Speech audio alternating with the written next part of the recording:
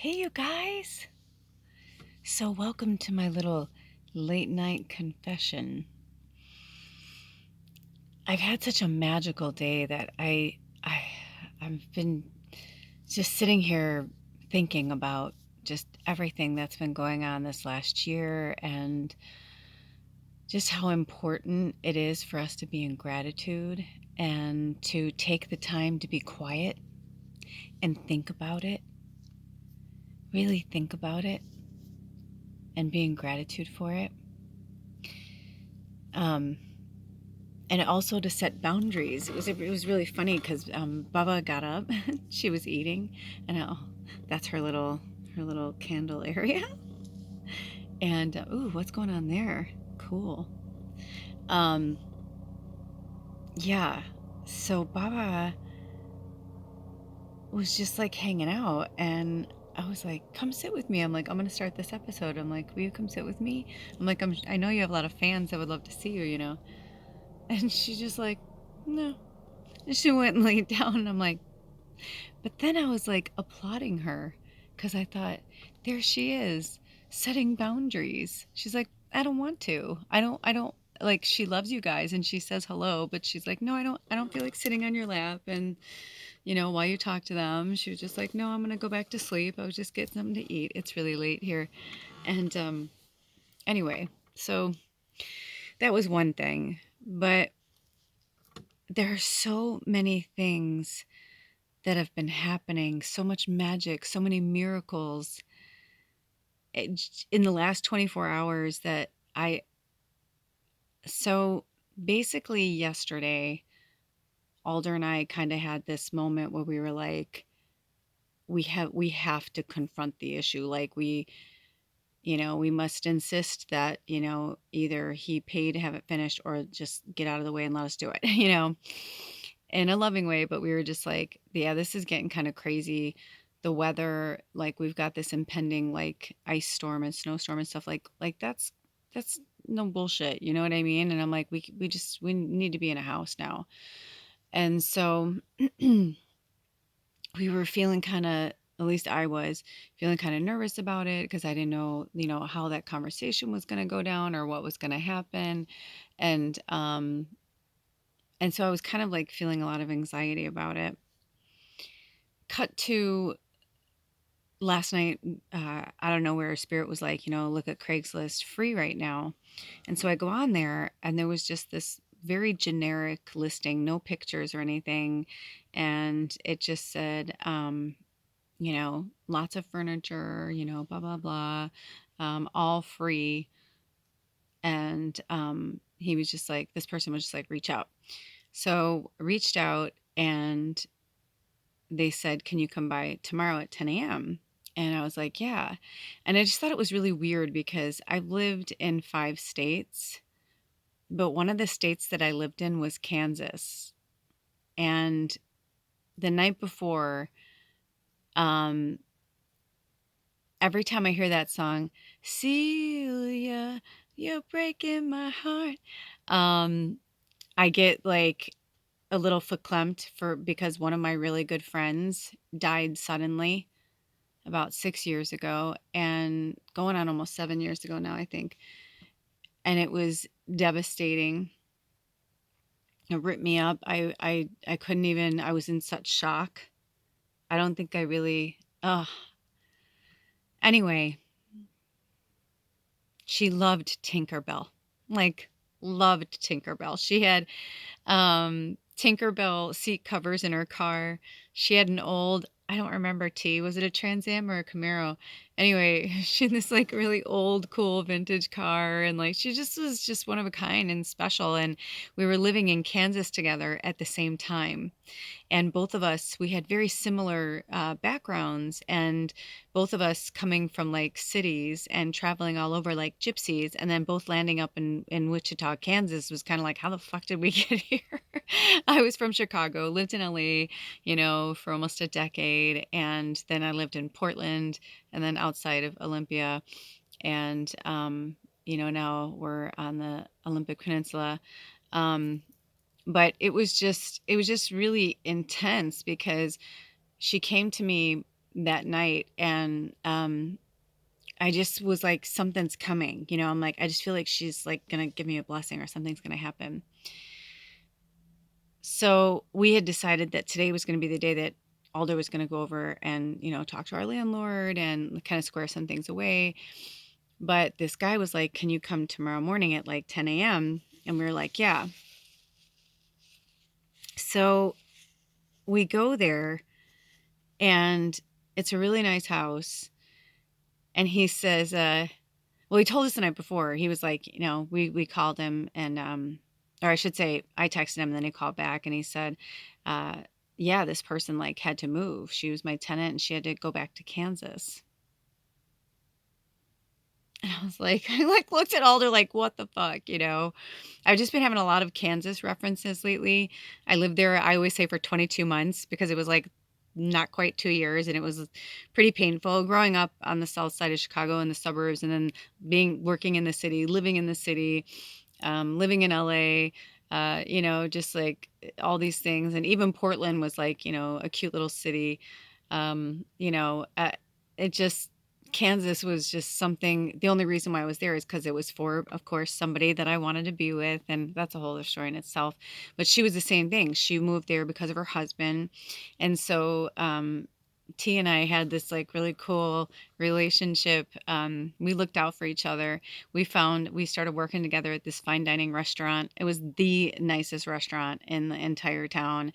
And it was just, if it wasn't for her, I wouldn't have made it. I mean, it's a fact. She saved my life like 100 times.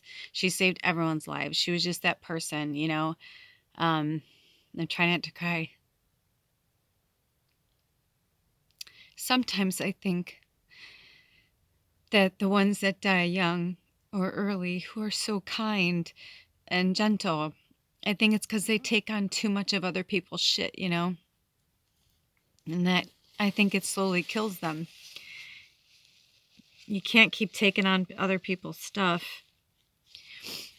So speaking of stuff, we get to this house, and he's like, "Oh, I got, stuff all over the place, blah, blah, blah." He's like, "Feel free." He's like, "Take whatever you want." He's like, "Because whatever you don't take is just going to go to the dump." He's like, "So," and I was like, "Oh, okay." And he opens up this garage, and I'm like, "Oh," and I've been looking for a table, like a chopping block, because a lot of I love to cook. I mean, I'm an earth witch, a kitchen witch, I mean, I'm all of it. I work with animals and just all of it, and humans. This one, I didn't know it was going to be like this. Interestingly enough, that when I turned my phone on and put some music on while I was deciding whether or not I was going to do this, Honesty by Billy Joel came on. And then right after that, It Had to Be You came on. And that was my grandma's favorite song. And years ago when I lived in LA, I did this Marilyn Monroe tribute thing. And I got to sing for a bunch of soldiers, vets. It was really cool. Hundreds of vets. World War II vets, Vietnam vets, Afghanistan vets. It was really neat. And I got to sing with a 25-piece orchestra. It was really cool. And anyway, so lately, a lot of my ancestors that have passed over, both of my dads, my biological and my stepfather, and my grandmother, my grandfather, like just so many of my ancestors have been coming through. And my friend, the 1111 portal just blew me up, you guys. Like, I'm not the same. And I'm having a hard time being vulnerable because when I was a child, I was so loving and open, and my heart chakra was just off the charts. And I remember years ago, I worked, or I got a reading. I was blessed with a gift of a reading from an old boss of mine. And the medium said, "You have the biggest heart chakra I've ever seen." She goes, "But you've got a big wall around it." And she's like, "That happens to empaths over time. They just get torn down and torn down and torn down till they just can't, they just have to protect themselves." And I realized that's what I've been doing. I've just been protecting my heart for a long time. And then, a lot of like, my husband and I, like, we had a lot of, difficulties in our relationship too. And I just couldn't really open myself up, the way I wanted to, the way I used to. And so my father, I told you guys until my birthday, I was like, I didn't know what was going to happen, or till, Yule, Christmas. I was just like, I knew a lot was going to happen, but I knew like this kind of spiritual countdown to my birthday was going to be intense, but I had no idea. So getting back to the gifts today, it was like my birthday is literally a week from today. And so it felt like my birthday and Christmas. I mean, we literally had like two car fulls in our little minivan and on top full of stuff that we took from this house. I mean, it was unbelievable. Outdoor furniture. This woman, it was, she reminded me so much of Tina. Like, it was crazy. Like, it was like my style, Tina's style. It was just very fairy like. And her garden was just unbelievable. Like, she built like these like fences around her garden, but she did it herself with sticks. Like, she made furniture. I mean, it was freaky. It was like, it was stuff that I used to do in my 20s when I lived in LA. I used to redo furniture. I would find at yard sales or free piles or, whatever, Craigslist free, and then I would just like flip them, and I would love to like create and do stuff. And that's exactly what she did. Like, she had so much stuff. She had so many supplies. It was kind of surreal. But when I saw this table, it was kind of like those, high bar tables like that they have now, um, it's like a dining room table, but it's up a little bit higher. I've been wanting something like that. I've been wanting either a butcher block or like some kind of high table so I can food prep, I'm like, food is my thing. It's like my family, my ohana, like it's just like it's so strong. And I must have some ohana in my blood because, I don't feel wrong saying it, where if you come from Hawaii, I know I'm not saying it perfectly, but uh, it's like they take that word very seriously. And it's interesting because one of our tribe members just came back from there and was doing like a work trade there over there. And so there's just a lot of things that have been coming through with the ancestors. And so I I told Alder, I said, I'm the type of person, I'm like, I can tell if it's supposed to be mine. If that is supposed to be in my house, I'm like, I just know it. Sometimes I take things because I'm like, I don't know what that's for, but I just know, and sometimes I'm like, when I saw this table, I literally like saw me like standing there like chopping and like doing stuff. And I just got like super excited. I was like, that's my fucking table, dude. I'm like, and then we get closer to it. This was no joke. This is no, I mean, it's needs, I mean, it's got like mold on it and stuff. Like, it's not, it was like, sitting outside for too long. Nothing dangerous, just like Pacific Northwest, like, probably got like whatever. We got it off, but it's like that kind of wood where it's like really heavy and really nice. And we're just gonna like, clean it up and sand it down. I'm gonna redo it. Nice little project. But also it has leaves, dude. It's unbelievable. It's so cool. I'm like, this is gonna be like one of the coolest things like we've ever done. So there was that. And it came with 5 chairs, and I was like, "That's rad." I'm like, um, and then, we got, like, 3 wicker, but it's like that wicker that's can be outdoors. It's like that plasticky kinda wicker, but it's, like, really expensive, like, nice. Um, we got, like, 3 of those. We got this cute little bistro set and another, like, Arondack chair or whatever, like a plastic one, but, like, kind of a nice one. And oh, and then this settee, like this little bench. Oh my gosh, this wood bench. I mean, just really cool, cool, cool stuff. But the piece de resistance was literally the whole entire garden. just like the big like wrought iron stakes in the ground that hold like big flower pots, and just I mean it was it. And then she had so many pinwheels and cute little stakes and just cool. Like I was just like, oh my gosh, I'm like, we're gonna have so much fun. I'm like, I cannot wait until the weather, gets nicer and I can play outside. And but it was just this miracle. It just felt like this miracle day. I mean, just like everything. I mean, he even was like, "Hey, do you want that steel saw, something, some type of," it was just like a really expensive like saw, like a craftsman, like an old craftsman. He's like, "It works," he's like, I know it works because she redoes furniture and stuff. And so he's like, "You guys can take that if you want." He's like, "I don't need it." He's like an older man. He's like, "I have a lot of investment properties. I'm just literally gonna bring it to the dump." He's like, "If nobody comes to get it," he's like, I don't care."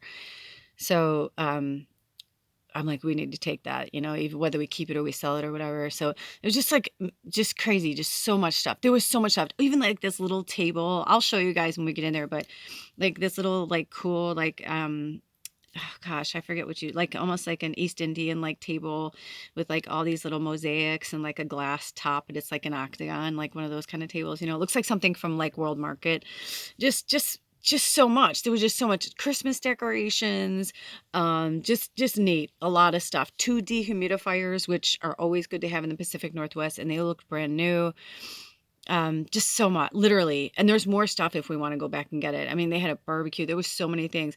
She took what she can take, but I guess something happened and she had to go home. But it was so weird because when he said that about Kansas, like a little while later, I was looking on my phone. I'm like, oh my God, Kirstie Alley died. I'm like, how crazy is that?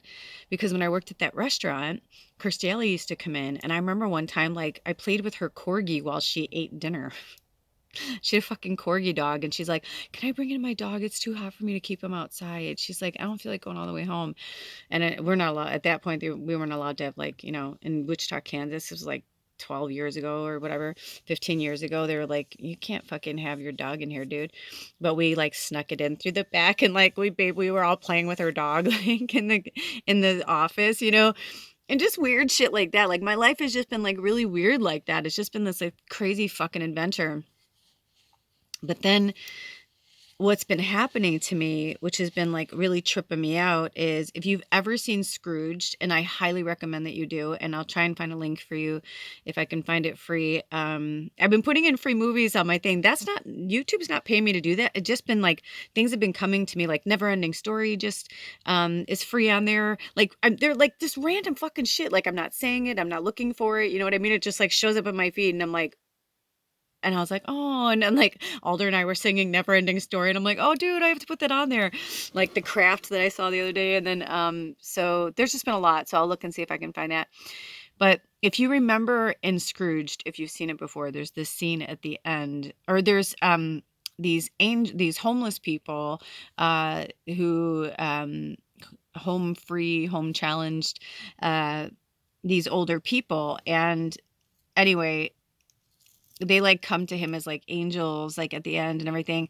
And so and then there's this other movie called Heart and Soul with Robert Downey Jr. and Elizabeth Shue, and I forget who else was in it now, where he sees like his guardian angels like when he's a kid, but then like his parents tell him like he shouldn't see it anymore, and so he doesn't see them anymore, and just all these things. And so my dad and like my stepdad and like various family members have and friends that have passed have been showing up like just like randomly, like, because I have the clairs. I can see them, hear them, feel them, smell them, taste them sometimes, like, sometimes you can like taste someone's energy. It's just bizarre.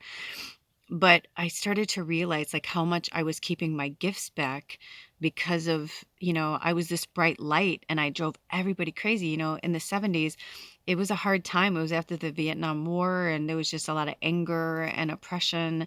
And, that's when the gay community was really trying to come forward, and they were trying to, shove them back in the closet. And just, there was just a lot, because the Age of Aquarius started in 1969. So I was just this like beautiful little light that came into the world. I was an earth angel that was like here to like make people laugh and happy, and And then over the years, like, I know I chose my family and I chose this, I chose to come into this and like help change the course of fate for the rest of my, and my family as they move forward. But it was really challenging, I guess, to be around people that there was just a lot of anger and oppression and sadness and religious, oppression and just so many things that didn't make sense to me, it's like, and so my dad said the reason why all of this masculine energy is coming to us is because we have to stop romanticizing the way things were.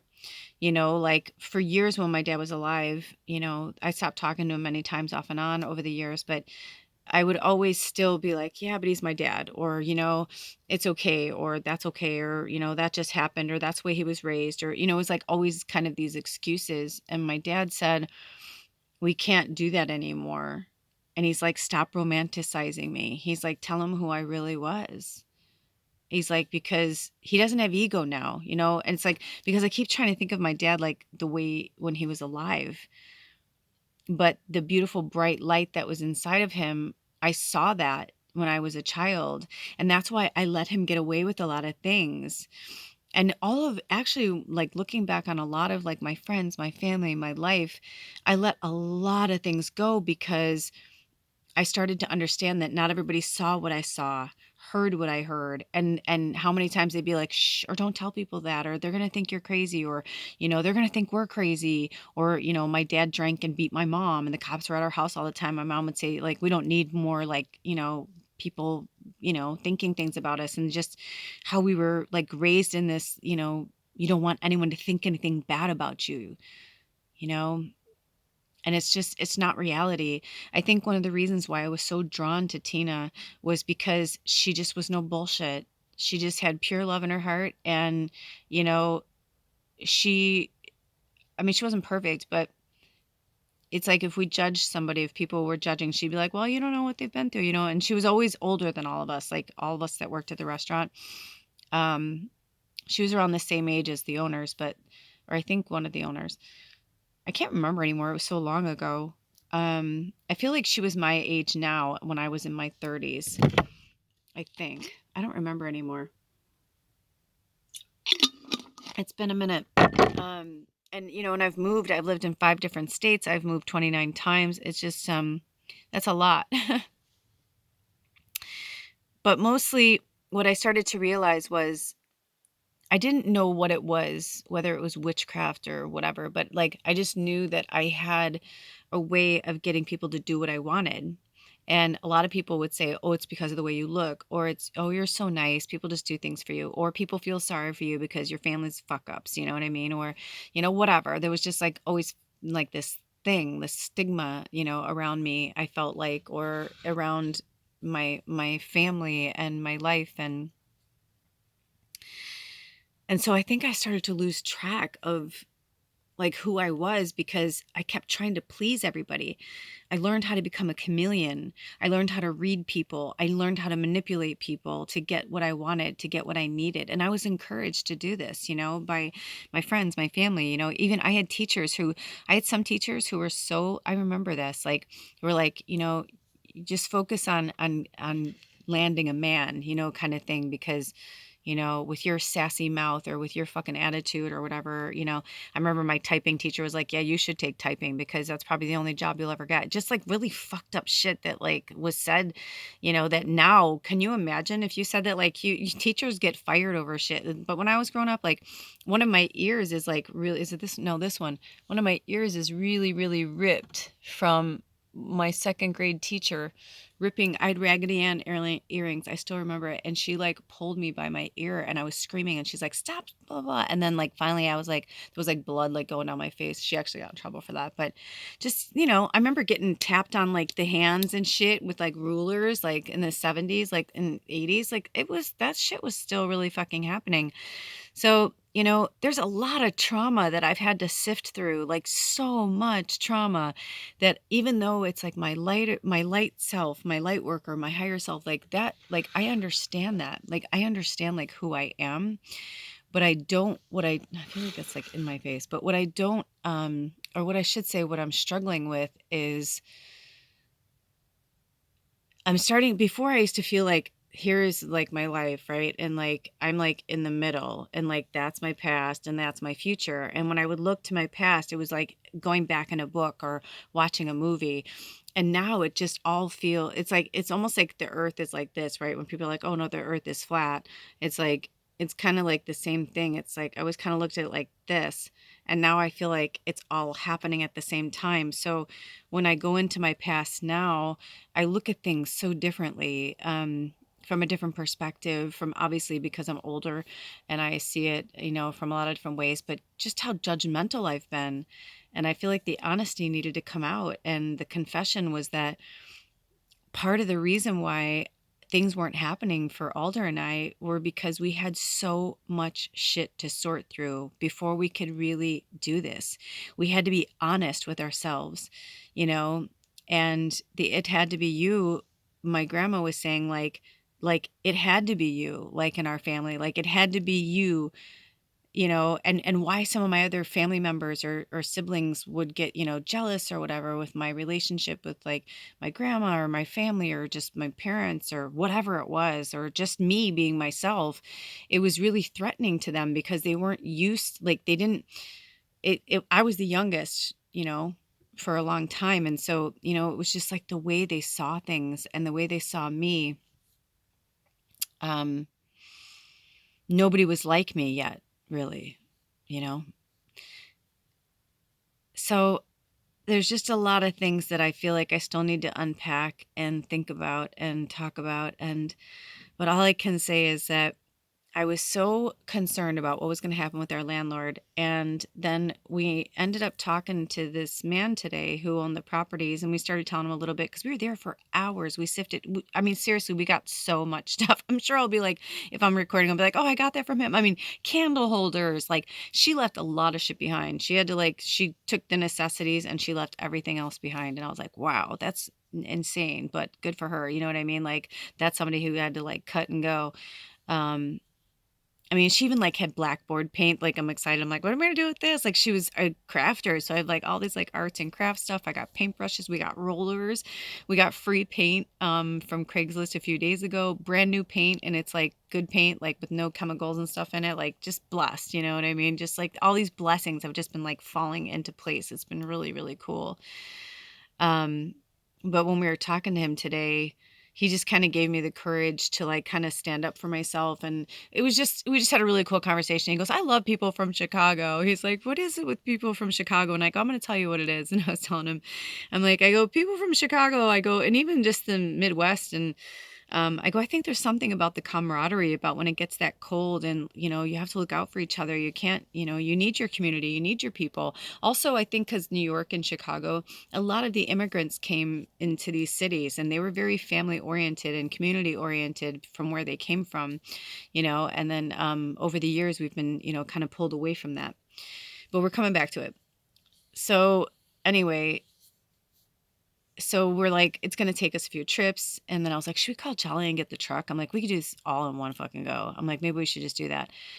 And then I was like, well, it is only 15 minutes from the house. And he's like, yeah, the gas is cheaper for this and blah, blah, blah. So we just decided not to worry about it and that he was going to call Jolly later. So we load up, we take one load. I mean, we really got is a lot in there and on top.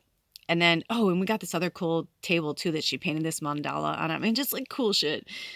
So we bring it up there, and as we're almost done unloading, the old tenant, who's also his friend, pulled up, and he was like, "Hey," and he's like, "Oh, what are you guys doing?" And so he's like, "Hey, Jolly's on his way up with the truck," and so we were just talking, and so it was just like perfect timing. We wanted to talk to Jolly, so it all just ended up working out perfectly because they both have things that they have to work on, and we're like, "We were just gonna come talk to you." I'm like, Alder's cousin said he would help out. And I'm like, I know how to, I go, I only did it, twice 20 years ago. I go, but I have done tiling before. I have done it. I know how to do it. I understand like the process. I can go to YouTube University. We can figure it out. And Jolly's like, my shoulder's really fucked up. I'm like, I knew it. He goes, the last time it was this bad, he goes, it took me 4 years. He goes, I've fallen twice in my life. He goes, that was the second time. And I was like, yeah. I go, in my experience, Jolly, I go, when that happens, I go, that's spirit telling you to slow the fuck down.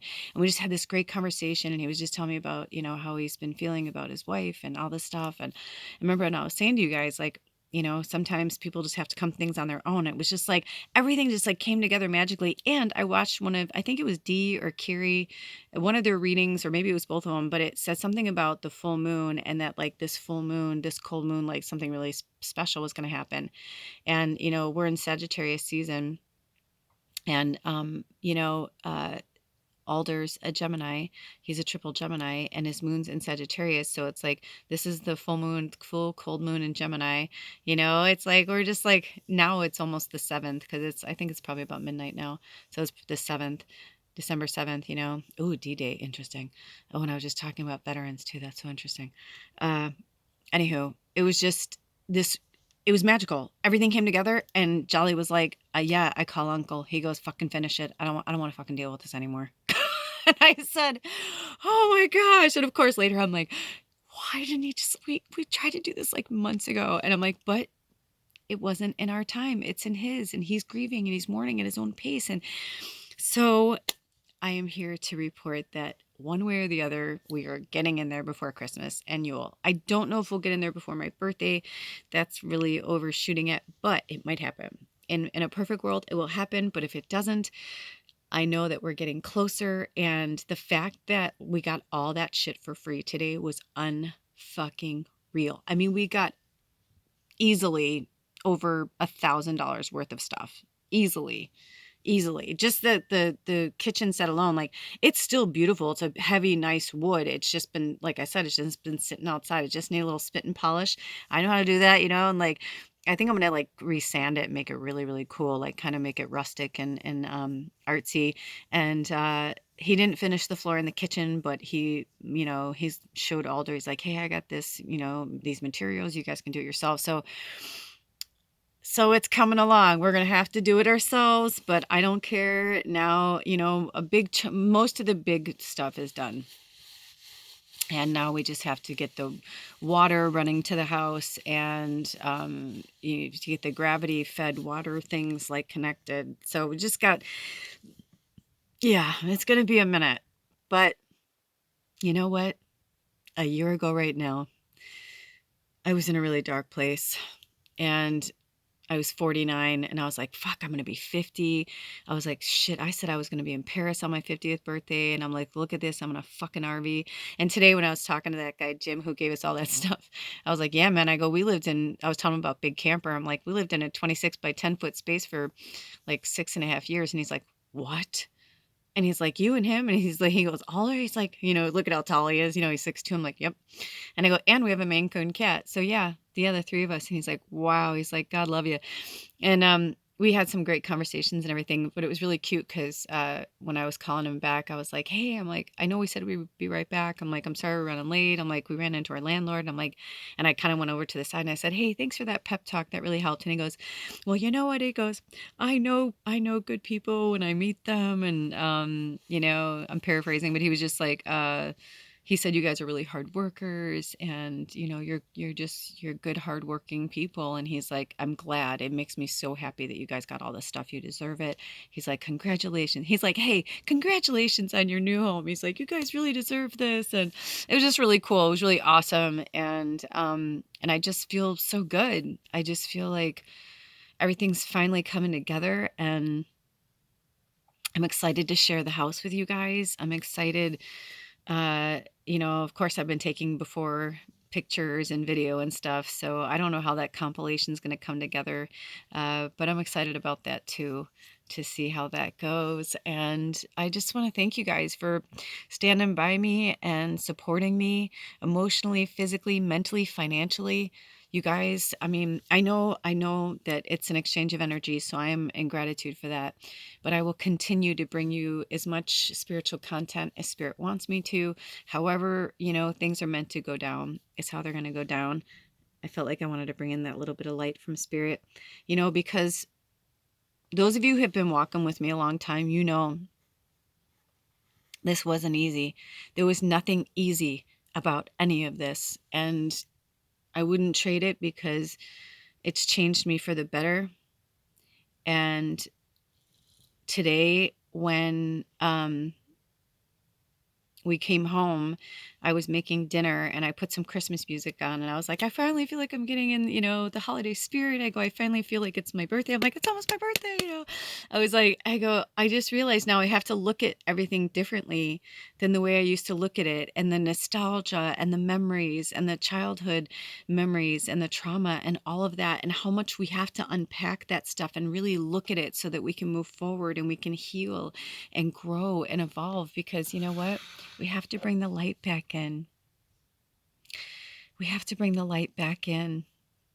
And if you are anything like me, where people made you feel less than or inferior, or that your light wasn't wanted or warranted, that's just because they couldn't handle it. They can't, some people can't handle it, and that's okay, but I can. And I'm here for you. I'm here to hold space for you. I'm here to walk you, walk beside you, next to you, behind you, in front of you, whatever you need. Protect you. I'll stand in front of you, to support you. I'll stand behind you. To just be there, I'll stand next to you, but you're not alone.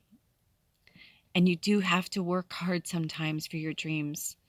I had a fun life. I had a great life, but I lived it by the seat of my pants and willy-nilly, and I lived it in fear. And so I had this moment earlier where this poverty consciousness moment that I realized, and all of a sudden it's like they came through like they did at the end of Scrooged, like the little angels, or like, from the angels, the guardian angels from Heart and Soul with Robert Downey Jr., that one I was talking about.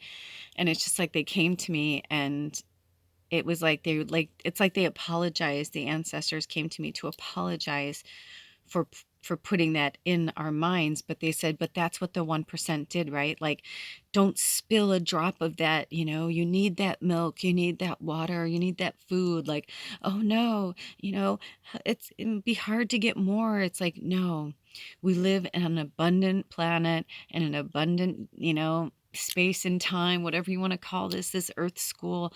It is abundant. It is just filled with people who are giving things.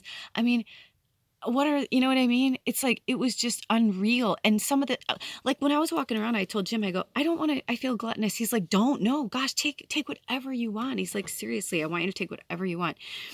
And I felt like it was like 100 birthdays and 100 Christmases and Yules, and you know what I mean? And it was just like this magical moment of this beautiful creature. It was like a version of myself that was like giving back to myself. And I've been getting all these little pearls where I realized like how much we really are connected. Like we are one. Like here's this person that's like so close to like who I am, and like having all these like, I mean, we just got all this paint, like we just got all these things that we needed. And when you put it out into the universe, I said to Spirit, I'm like, we need help. We need help. And then for Jolly and Brett to just show up exactly like when we were there, and everything just worked out smoothly. And they were both, the relief that came over their faces, they just looked like, oh, great, we have to do this. But then when I said that, like, no, I'm like, we're ready to like take over this project. Let us do it. Like, we're like, let us in. They were just happy to do it. And we were happy to do it. And so everything is falling together, and I'm not fighting it anymore. And Alder and I both had to like talk to the cabin and the land and say, we want this, we want you, we want this. And then everything really started to fall into place, because I think I still kept pushing it back because I didn't want to believe that it was real, and I didn't want to believe that it was true, because for years everything went my way, because I didn't realize like all the karma, the bad karma actually I was putting out into the world for myself. A lot of the shit I had to live through over these last few years was for shit I did to myself. And it was hard to be honest and look in the mirror and say, you did that to you. You can't blame your mom or your dad or your friends or your whatever. Like, you fucking did this yourself. There were many times I had many choices to choose a different path or choose a different way, and I took the easy way out, or I manipulated, or I used people. They used me too and manipulated me too, birds of a feather. But at the same time, I realized I'm like, no, the buck stops here. Now it's time to reap these rewards. I've paid the piper, I've paid my dues, and now it's time for all the rewards to come in. And I'm just so excited. I'm so excited to see what happens and to turn this hopefully into what we've always wanted it to be, this kind of spiritual place to come and heal and grow and be who you are.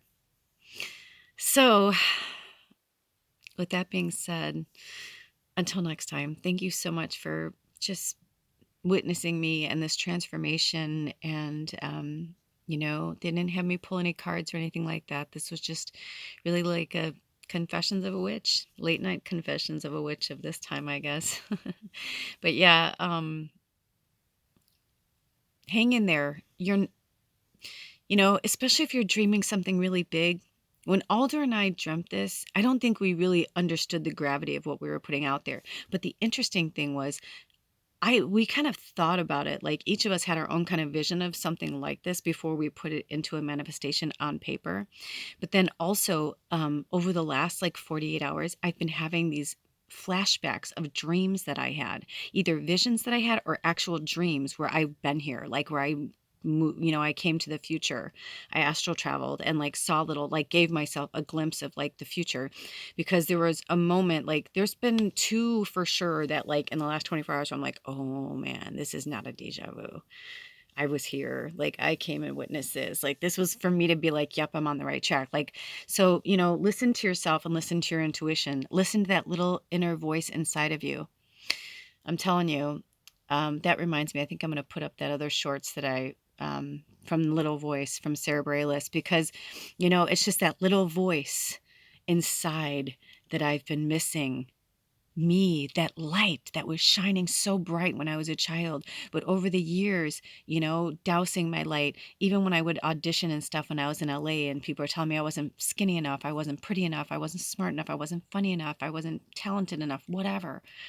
Friends, family, lovers, you're not good enough in bed. You're not, you know what I mean? It's like whatever it is, it's like these things that, and a lot of, then you get together with somebody else, you're like, that's the best sex I ever had, right? Because you're not with the right person, or you're not, it's like really starting to like hone in and tune into who we are essentially at our core, and bringing that, the lotus growing out of the mud, bringing that person back to life.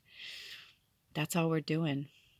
That's why this last reading with the waxing gibeus, when it was, about walking home back to self, that's what this whole journey is to finding ourselves, and learning from these experiences, but not letting these experiences control us. Satguru's has some really good pearls lately. If spirit pulls me to, I'll put one below. Anyway, until next time, take really good care of yourselves and each other. I love you so much. Blessed be.